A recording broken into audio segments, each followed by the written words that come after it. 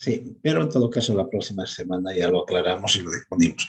Pero vayan anotándose que el examen es el jueves 23, ¿ya? Con mayor detalle podemos definir la próxima clase. ¿Están viendo las diapositivas en lo que nos hemos quedado? No, doctor, lo vemos posando con Ara, creo. ¿No estamos con ciencia? No, doctor.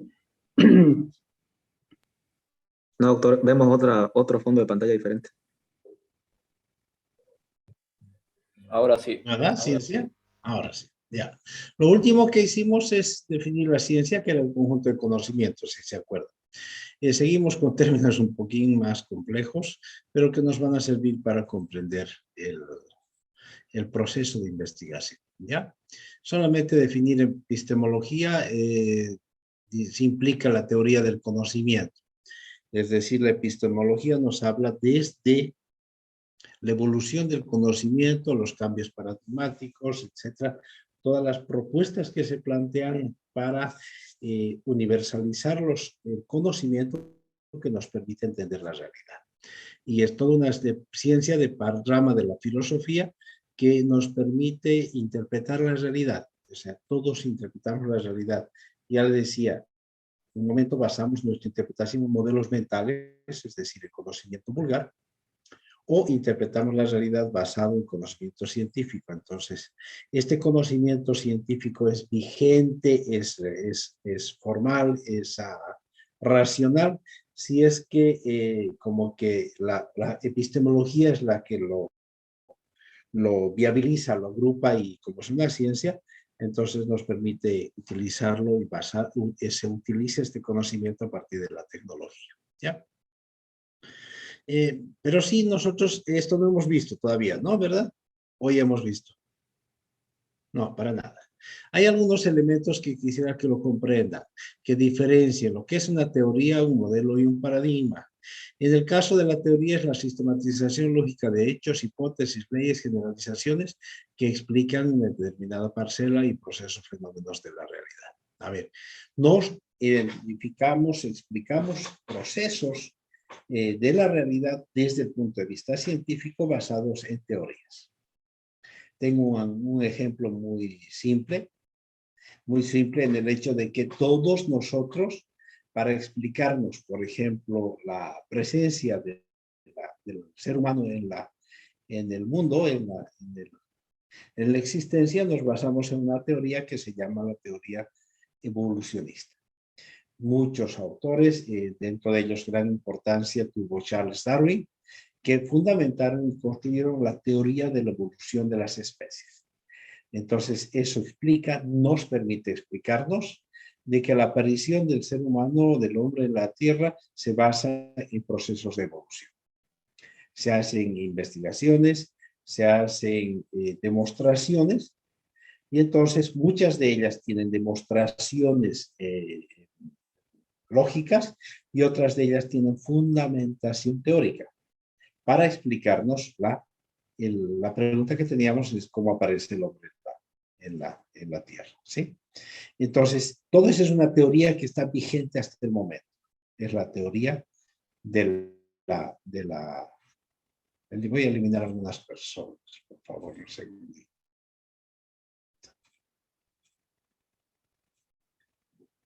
Nos explica la realidad, ¿ya? Florencio Pérez, estás a punto de ser eliminado. A la 1. Florencio Pérez, a las 2. Florencio Pérez. Belén Montaño a la 1. Belén Montaño a las 2. Franz Luisman. Chao, Florencio. Doctor, estoy con mi cámara encendida.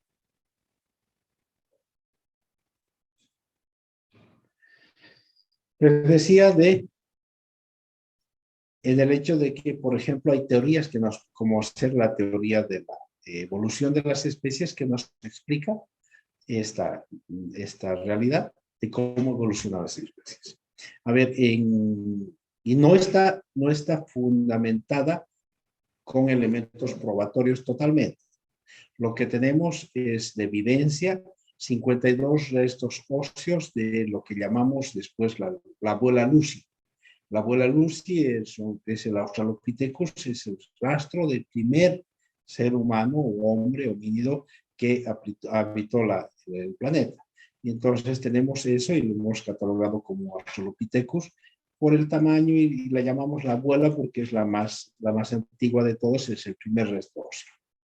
De esa línea, los Australopithecus se supone que se habían extinguido y entonces hay explicaciones porque hay después, posteriormente, hombres prehistóricos o restos óseos de prehistóricos encontrados, Cromañón, Neandertal, etcétera, etcétera, que nos dan muestra de que serían los primeros seres humanos en el planeta.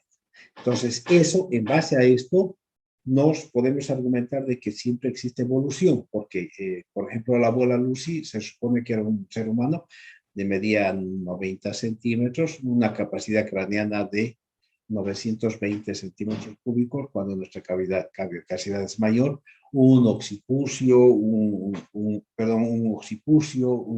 mandíbula prominente, este dedo totalmente no era más desplazado hacia atrás, etc. Entonces nos da la impresión de que esa especie había ido evolucionando a lo que somos nosotros actualmente, ¿ya? Entonces esa es la teoría de la evolución. Antes de ello no tenemos ninguna prueba, pero sí tenemos fundamento lógico coherente teórico. Y a esos son los trabajos que ha hecho Darwin, que decía en sus preceptos de que en la vida todos tienen siempre una constante lucha por la sobrevivencia. Entonces, en la lucha de sobrevivencia el alimento no alcanza para todos y entonces tienen que luchar para sobrevivir. El otro criterio es que los seres tienen que adaptarse para sobrevivir y solo sobreviven los más aptos.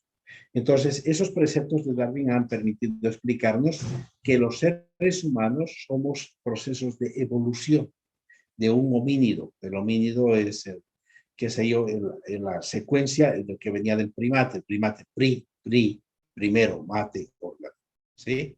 Entonces, del primate salieron la especie homínide, la especie simio, la especie felinus, todos los animales. Entonces, nosotros no venimos del mono, sino que el primate ha generado primate no quiere decir mono, sino es primero. Entonces, de ahí viene toda la explicación. Entonces, no hay pruebas de ello, pero se dice y se comprueba, se fundamenta que hay evolución. Se ha comprobado, por ejemplo, en Galápagos que algunas especies siguen evolucionando, nosotros seguimos evolucionando. Dice que en el futuro nuestra evolución va a ser, obviamente, millones de años tarda, que vamos a tener dedos probablemente más largos, probablemente no necesitamos estatura elevada, cabezas más grandes, no sé si estamos especulando cosas así, ¿ya? Pero eso sostiene una teoría, que sería la teoría de la evolución. Ahora, ¿quiénes de ustedes creen en la teoría creacionista? Eso es un absurdo comentado como teoría, ¿verdad? Porque eso no es una teoría, no tiene fundamento, no tiene una prueba, no tiene un fundamento que genere y que diga que el ser humano ha sido creado por Dios a partir del polvo, de ahí de la costilla de la mujer. No, eso es un dogma, no es una teoría. Por eso no comparamos el dogma que es la evolución, el creacionismo con la teoría que es el evolucionismo, ¿sí? Lo de Adán, lo que dice la Biblia, es un dogma. Esa es la propiedad, la virtud y el deseo que tiene la población. Cada uno puede creer y quiere creer en lo que quiera. Entonces, si uno de ustedes dice, sí, yo creo que hubo Adán y hubo Eva, etcétera, etcétera, eso es independiente de lo que es la teoría. La teoría genera conocimiento científico fundamentado, comprobado o solamente fundamentado. Entonces, ¿vieron? Ese es un ejemplo de teoría. Teoría, un conjunto de conocimiento con base, hipótesis, leyes, etcétera, que nos pueden explicar. Imagínense en la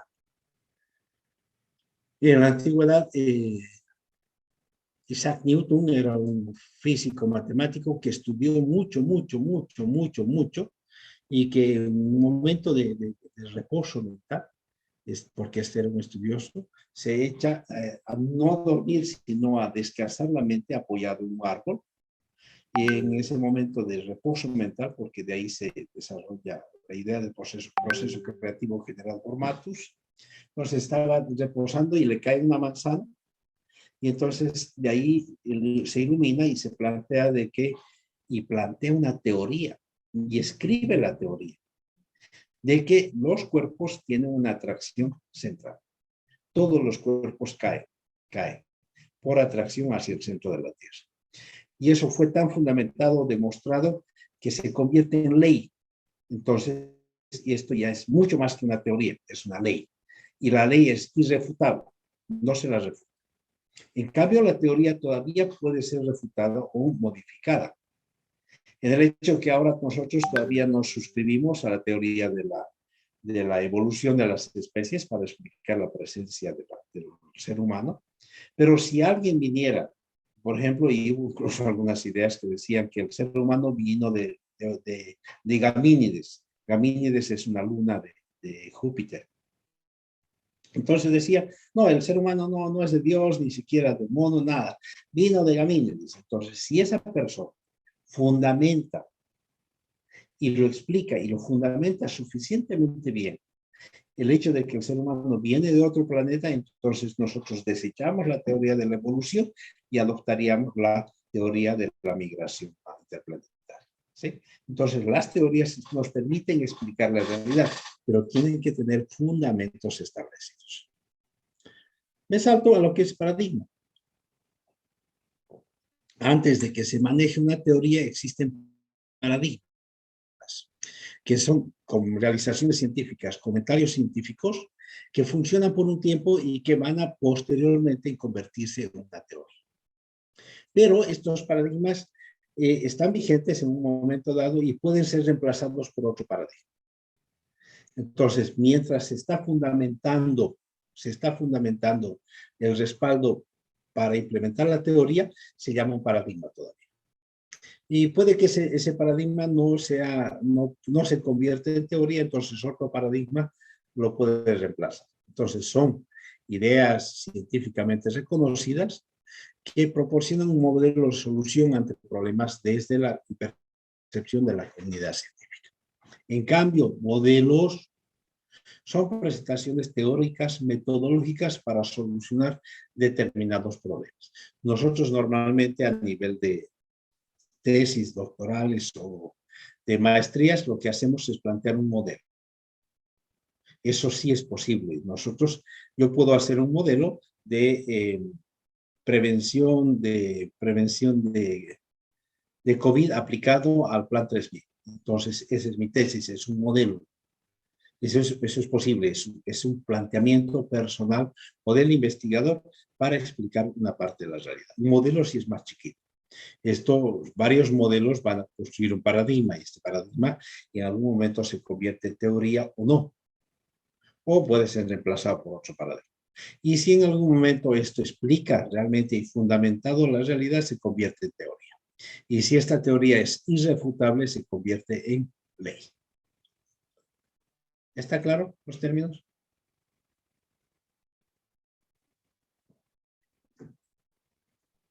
Bueno, entremos al tema de investigación científica, proceso de racionalidad crítica, que basado en el método científico. Para hacer investigación nos basamos en el método científico.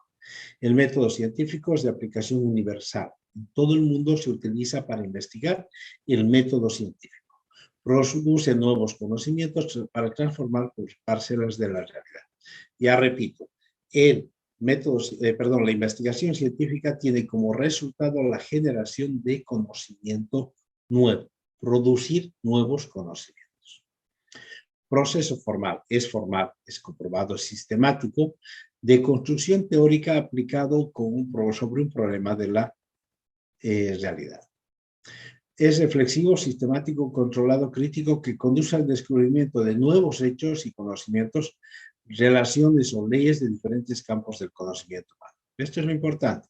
Consiste en una serie de procesos para resolver problemas cuyas soluciones usan aplicación de conocimientos teóricos, operaciones lógicas demostrando datos objetivos. Aquí hay dos componentes en una investigación. Es un proceso reflexivo teórico que tiene un componente de demostración práctica. Eso es una investigación. Es el planteamiento teórico de un modelo que tiene su base de demostración práctica.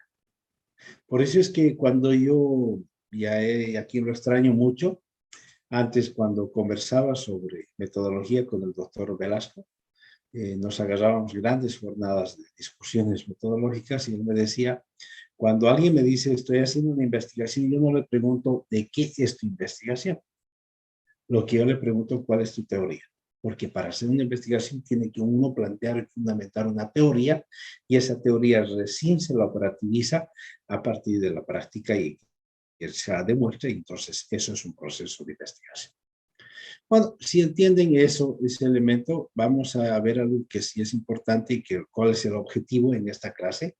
Antes que se me duerma, antes que Contreras Arsenio se duerma, que está bostezando, visto así, hacia toda su dentadura. Tienes algunas caries ahí, no bosteces mucho. Quiero hablar porque necesito que ustedes discriminen estos niveles, tipos de investigación. Van a encontrar en la literatura cualquier cantidad de clasificaciones sobre tipos de investigación, ¿sí? Está prohibido comer en aula, almacén, cosío, Ana. Si estuvieras en aula, yo te saco rajando para que comas en aula, ¿ya? Lo que decía que es importante que ustedes sepan distinguir qué tipos de investigación hay. Y esta clasificación es la más simple de todas. Es la más simple. Por eso es que necesito que me den un poquito de tiempo y concéntrense. Lo voy a tratar de explicar de la mejor manera, pero nos va a abrir la mente para saber cómo se hace investigación, ¿ya? Según el producto, vale decir, el resultado que se tiene al momento de investigar, pueden haber investigaciones descriptivas, explicativas o interpretativas. Así son, tres simples tipos de investigación. A ver, las investigaciones descriptivas, como su nombre indica, describen procesos, fenómenos, describen realidades. Pueden ser simples o exploratorias, es decir, una descripción de características. Yo quiero saber cuáles son el comportamiento de la persona que tiene COVID y que vive en el Plato de Smith, de las personas que viven. Entonces estoy describiendo sus síntomas, etc. Esa es una investigación descriptiva. O puedo hacer una exploratoria. Puedo explorar qué pasa con los sujetos que tienen viruela del mono, etcétera, en su comportamiento, explorar qué manifestaciones se van apareciendo, etcétera, etcétera. Esas son descripciones, investigaciones descriptivas. Pero las investigaciones descriptivas simples o correlacionales pueden hacer correlación, vale decir, relaciones de correlación que no implican causalidad. Cuando yo hago una investigación descriptiva, puedo describir este elemento, esta variable, confrontándola con nuestra otra, pero comparando, no determinando que esto es causa y esto es efecto, ¿ya? Sino comparando. O sea, así se manifiestan esta otra, etcétera, etcétera. Son investigaciones descriptivas. A diferencia de las investigaciones explicativas que explican, que pueden ser correlacionales con causalidad o experimentales.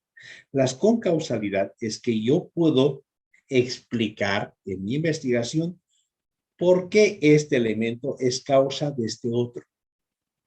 Entonces, si yo voy a definir una causa y un efecto, es una investigación explicativa.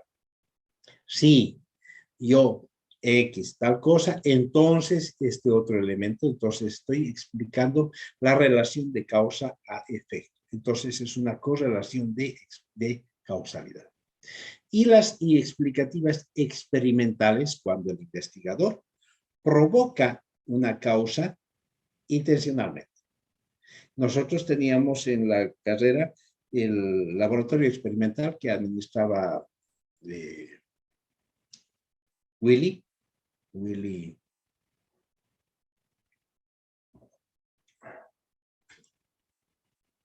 el de fisio, Willy, ¿qué se llama su docente de fisio?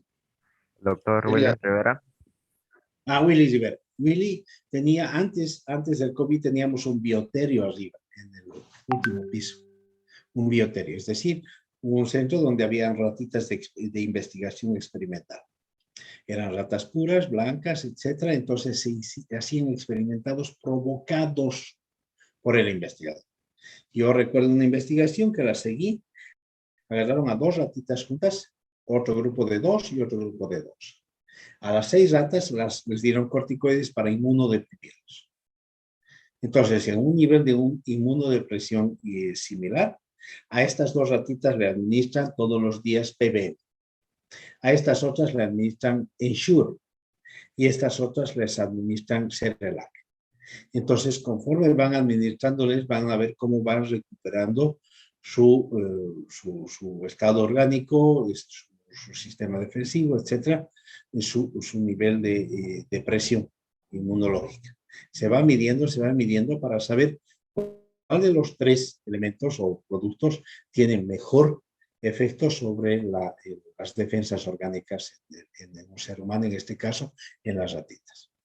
El investigador, una investigación experimental, estaba provocando intencionalmente ese efecto para demostrar, para explicar, en este caso, el uso de alguno de estos alimentos, ¿ya?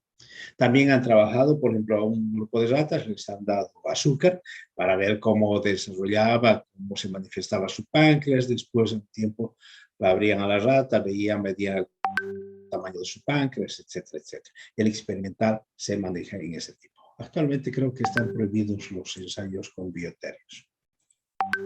Y las investigaciones interpretativas, estas son investigaciones de acción participativa o participante cuando puede ser con o sin participación del investigador. Cuando la población hace un proceso de investigación o el investigador participa en este proceso. Yo tengo una experiencia, hace ya serán unos más de 20 años, cuando trabajaba y desarrollaba el sistema de salud en el área rural. Yo me fui a trabajar a en realidad hacer una investigación en una comunidad de guaraní. Ahora es cerca, ¿no? Pero antes era más distante de aquí, una comunidad totalmente guaraní. Entonces vivían en casitas, en casuchas de barro y algunas de cartón. Entonces yo conseguí una casa y me fui a vivir con ellos durante un mes. Y entonces compartía, porque tenía un equipo que hacía la investigación, compartía todas las acciones que hacía la comunidad. Trabajábamos incluso con capacitación auxiliares, todo, pero la vivencia misma. Y entonces fuimos desarrollando para poder explicar el sistema social de las familias o de la población guaraní. Y esto fue a razón de que nosotros tuvimos un resultado negativo cuando implementamos un proyecto de seguridad alimentaria. Había una zona donde había comunidades guaraníes, comunidades collas y de migrantes collas y comunidades originarios cambas.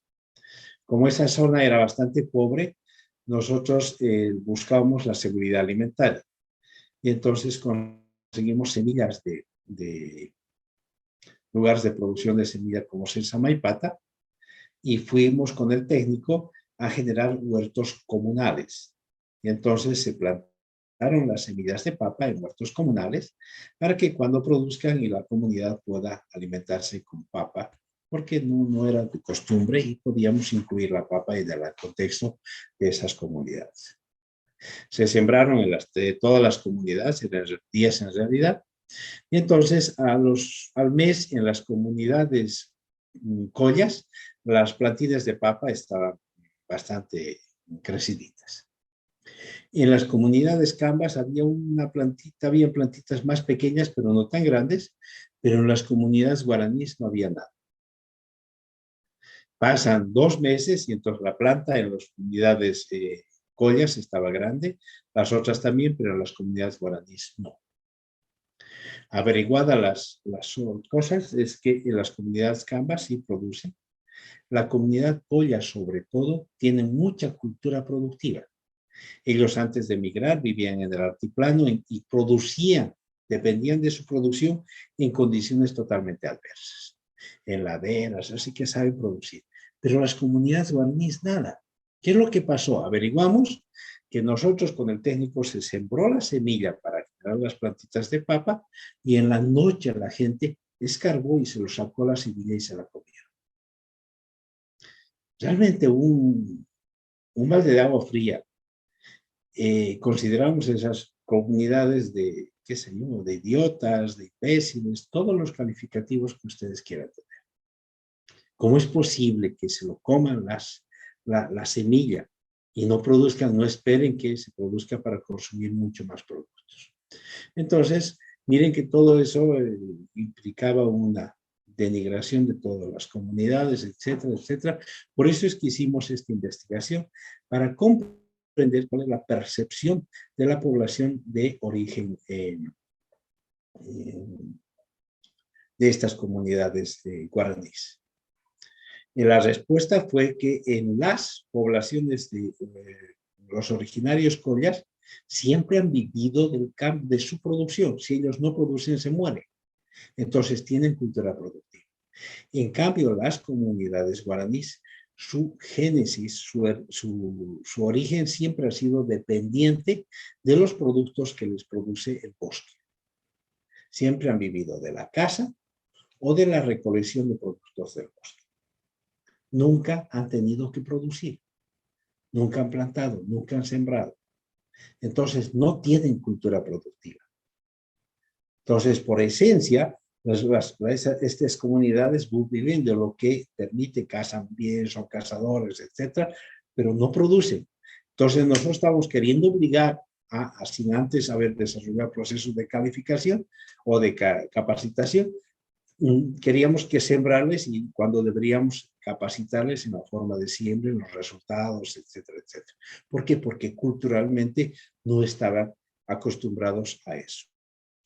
Entonces, esos son resultados de investigaciones participativas, donde el investigador se va y participa, investiga comportamientos, características de poblaciones, etcétera, etcétera, que son tipo de investigaciones interpretativas. ¿Ya?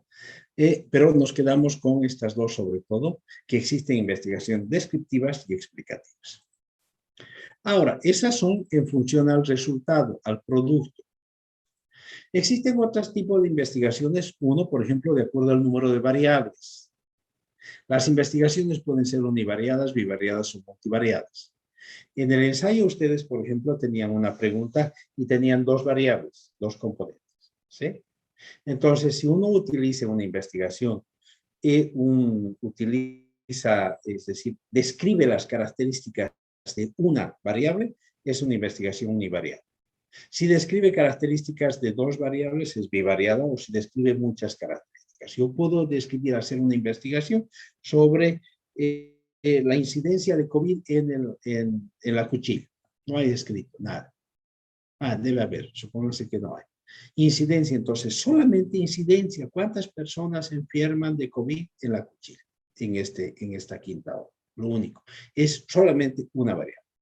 Pero si hago una investigación para describir cuál es la relación de los que se infectan en función al número de vacunados, ya estoy considerando dos variables. Y esa es una investigación bivariada. O si voy a hacer una investigación, ¿qué factores hacen que las personas se contagien? Entonces, factores diversos, factores culturales, desprotección, etcétera, etcétera. Estoy haciendo una investigación multivariable. Eso se clasifica de acuerdo al número de variables. Después de acuerdo al número de unidades de análisis, es decir, de población con la que se trabaja, puede ser un estudio de caso.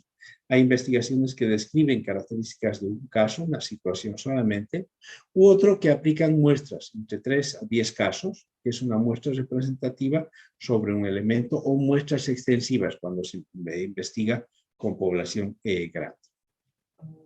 Según el número de observaciones a lo largo del tiempo, pueden ser transversales o longitudinales.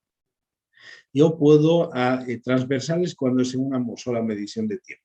Quiero identificar el COVID, cualquier cosa del COVID, en la cuarta hora. Entonces, solamente busco la información en una medición de tiempo, del periodo en que se ha considerado la cuarta hora. Pero yo puedo hacer una investigación longitudinal cuando voy a hacer mediciones en distintos momentos. Ustedes cuando hagan residencia probablemente tengan que hacer estudios de archivos. Por ejemplo, les puede tocar una investigación de la incidencia en colecistopatías en Santa Cruz desde el año 2000. Entonces van a ir a archivos a ver las historias clínicas desde el año 2000, cuáles historias corresponden a enfermedades de colecistopatías. Entonces, desde el año 2000 hasta ahora están tomando muestras longitudinales en una variación en todo el momento en que se ha manifestado esa enfermedad. Entonces, es un estudio longitudinal. ¿Ya? Entonces, de acuerdo al número de variables, uni, bi, multi, a la población que se estudia o al tipo de, el tiempo de procesos de obtención de información. ¿Ya? A ver, voy a empezar a describir diseños solamente en este momento descriptivos, es decir, investigación descriptiva, de esta que nos habíamos referido en este caso. Investigaciones descriptivas, que probablemente son las que vamos a trabajar en esta gestión. Una investigación descriptiva se realiza identificando las variables relevantes del objeto problema investigado para reconocer el comportamiento de esta variable. Eso es lo que dice. Describe el comportamiento de una o más variables. Se desarrollan a partir de un problema. Todas las investigaciones se desarrollan a partir de un problema. Tiene que tener una base teórica y un procedimiento práctico para demostrar el comportamiento de las variables. Siempre, incluso en investigación descriptiva, tiene una base teórica y un procedimiento práctico que demuestra la vigencia de esta variable cuando la describe. Estas investigaciones, ya dijimos, pueden ser univariados, bivariados o multivariados, de acuerdo al número de variables. Si hay una sola variable, en medición de tiempo es una variada. Si son dos, bivariadas o multivariadas, como decíamos en múltiples. Entonces, un diseño descriptivo puede aplicarse con estas tres características. Normalmente los diseños descriptivos responden a las siguientes preguntas. ¿Cuál es la incidencia o prevalencia de?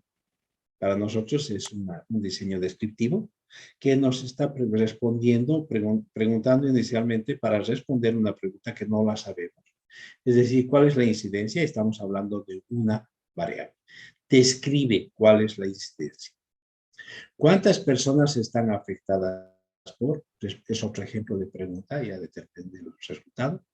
¿O qué factores están asociados a determinado problema? Y en ese caso son multivariables. ¿O cuáles son sus características, también tipo multivariable? ¿O cuál es la magnitud del problema? Ese es univariable. ¿Ya? Entonces, normalmente los diseños descriptivos de las investigaciones descriptivas, ejemplo en esto, responden a este tipo de preguntas.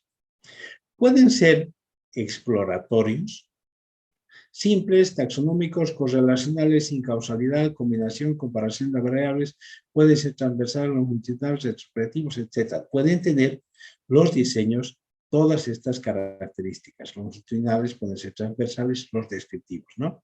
Estudiar un caso, muestra pequeña, muchas pueden ser tri o multivariadas. Pueden comportarse como tal. Normalmente, ¿qué se puede investigar? Por características de la población. En una investigación descriptiva se investiga características de la población. Comportamientos. Una cosa es la característica y otra es su comportamiento. Relaciones, diferencias, comparaciones. ¿Y qué comportamiento psicológico tiene una persona con COVID?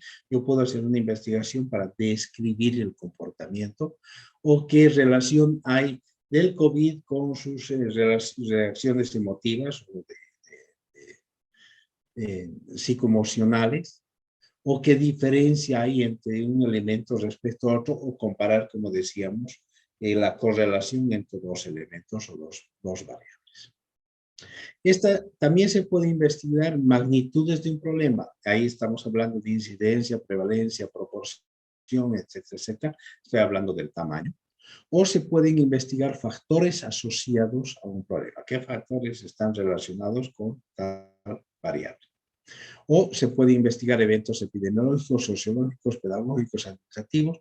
Una investigación epidemiológica siempre es una investigación descriptiva. Se va casa por casa para identificar en una zona cuáles son las enfermedades prevalentes. Entonces, está describiéndose las características de morbilidad en esa población. Entonces, se hace un estudio epidemiológico, que es una investigación descriptiva. ¿Ya? Las investigaciones descriptivas son el primer nivel de investigación. Son de tipo diagnóstico exploratorio. O sea, normalmente uno hace una investigación descriptiva y ese resultado le va a servir para otro tipo de investigación que ya sería más explicativo.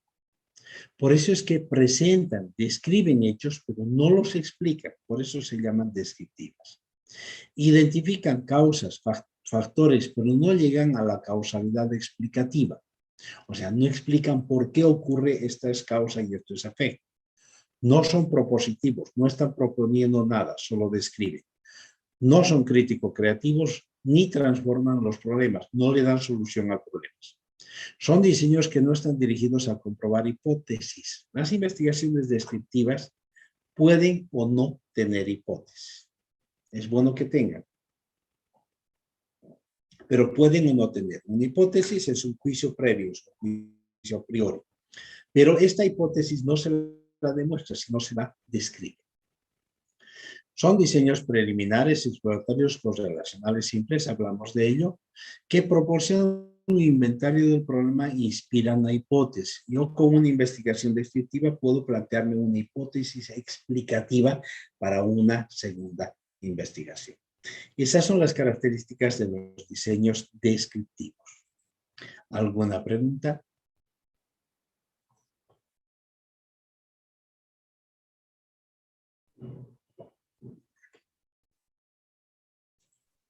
Doctor, No se duerme, por favor. Dime.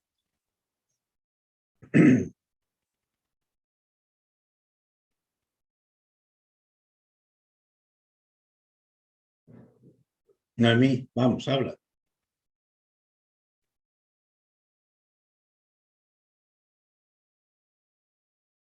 ¿Alguna pregunta?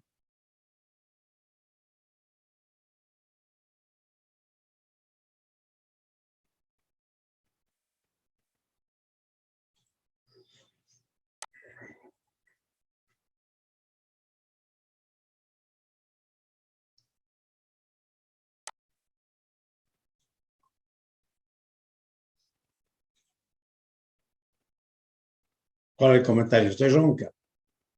¿Y esa era su pregunta? Eso no es pregunta, es consulta.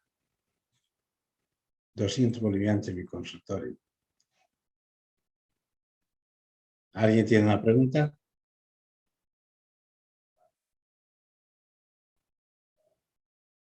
Bueno.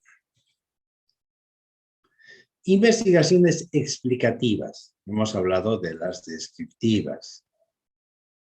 Estas. Ahora vamos a las explicativas muy rápidamente, porque esas son un nivel mucho más complejo. Los diseños explicativos buscan probar si el comportamiento de una o más variables puede ser causa o condición explicativa del comportamiento de otra. Las explicativas nos permiten probar la relación de un elemento respecto a otro elemento. Prueban, explican. Estas pueden comprobarse mediante investigaciones correlacionales con causa explicativa. Es decir, yo puedo plantear cuál es la relación de este componente o variable respecto a este otro. Y entonces explicar por qué esto es causa de este otro elemento. O pueden ser explicativas propias donde por qué sucede el fenómeno, este elemento, cómo está incidiendo sobre este otro elemento. Pueden ser como de explicar esto es causa de esto, o explicativa de por qué esto es causa y este es efecto. O pueden ser experimentales, como las decía, donde el investigador ya provoca una relación experimental, donde tiene que haber un grupo control y un grupo experimental. A este grupo control se le asigna una variable y se controla en distintos momentos los resultados.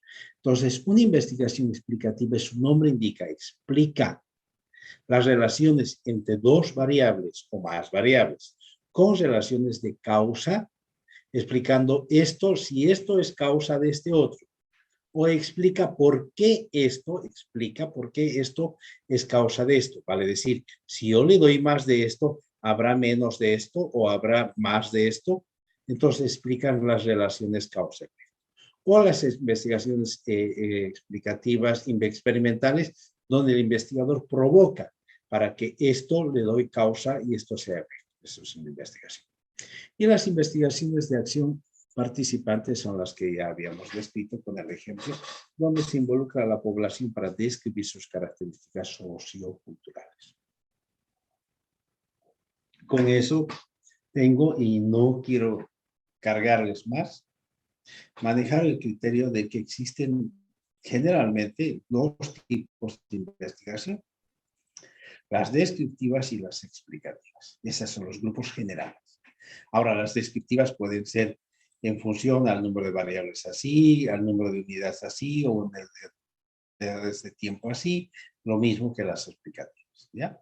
Este semestre, o en realidad este periodo, vamos a trabajar investigaciones descriptivas. No sé si nos alcanza por lo menos a hacer más, pero sí vamos a tratar de hacer una investigación descriptiva, ¿ya? ¿Alguna pregunta? Yo no quiero avanzar más porque para que no sea pesado, yo sé que esto es lo único que necesito es que entiendan bien cómo se manejan los diseños descriptivos y los diseños explicativos, que no es muy complejo. Ya la próxima clase vamos a hablar del proceso de cómo se hace la investigación científica. ¿Alguna pregunta?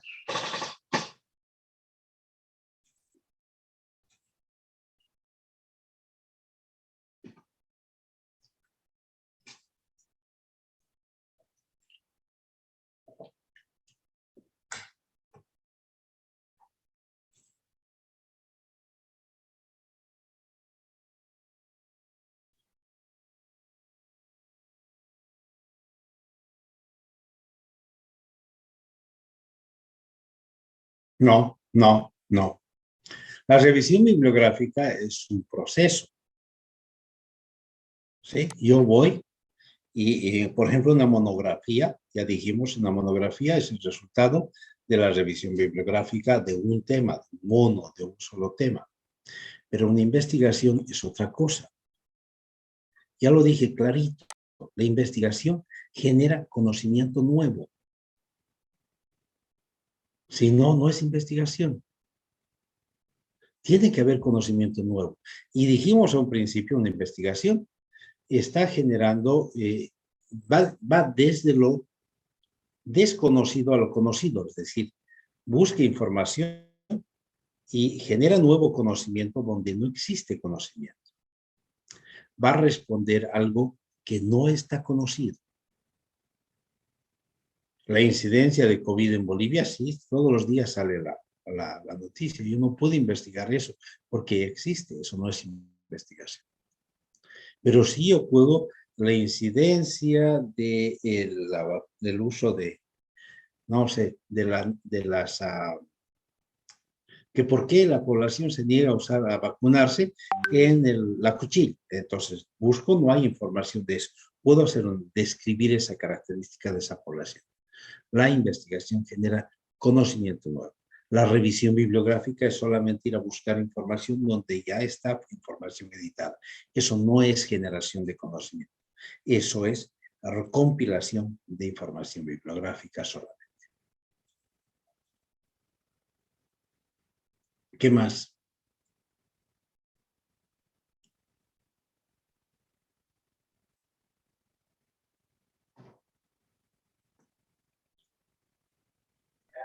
Doctor, ¿qué temas van a entrar al primer parcial? ¿A qué tema? Lo que hablemos en la próxima clase. Todo, más lo que hablamos en la próxima clase. Yo les voy a decir en la próxima clase hasta qué parte va a entrar.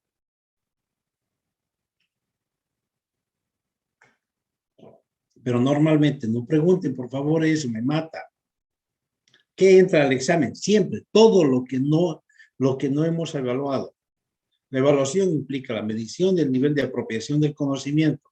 ¿Qué entra? Lo que hemos hablado, lo que no hemos hablado, lo que me olvidé decirles, lo que me pensé, me imaginé que iba a decirles, todo entra, todo, asúmanlo así, todo.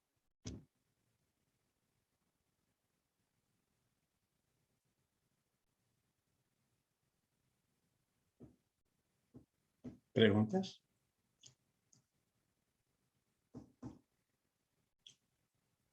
Voy lento para que no se acumulen mucho problema, ¿ya? En la próxima clase vamos a hablar acerca de los elementos del examen, la fecha definida, cosas así, pero va a ser subsiguiente, ¿ya? El próximo jueves es Corpus Christi. Vamos a tratar de habilitarnos un espacio, ya sea breve, pequeñito, para poder comentar algunos elementos para el examen, ¿ya? Cuídense. Adiós. Hasta luego, doctor. Adiós. Chao, chao. Adiós, doctor. Hasta luego, doctor. Hola, doctor. Muchas gracias.